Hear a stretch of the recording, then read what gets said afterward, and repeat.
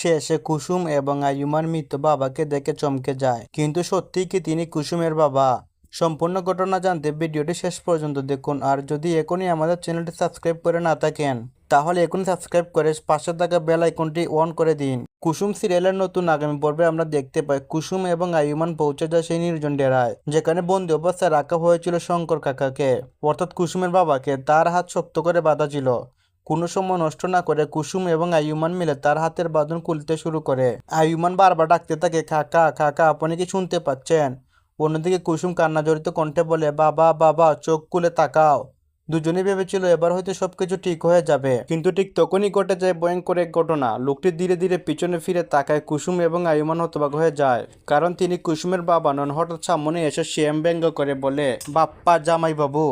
এক মুহূর্তে সবকিছু বদলে যায়। কুসুম ও আয়ুমান বুঝতে পারে তারা শ্যামের ফাঁদে পা দিয়েছে। কিন্তু তাহলে কুসুমের আসল বাবা কোথায়? শ্যামকে সত্যি তাকে হত্যা করেছে নাকি এখনো কোথায় লুকিয়ে রেখেছে? শ্যামের পরবর্তী পরিকল্পনাই বা কি? আর কুসুম কি এবার তার বাবাকে জীবিত উদ্ধার করতে পারবে?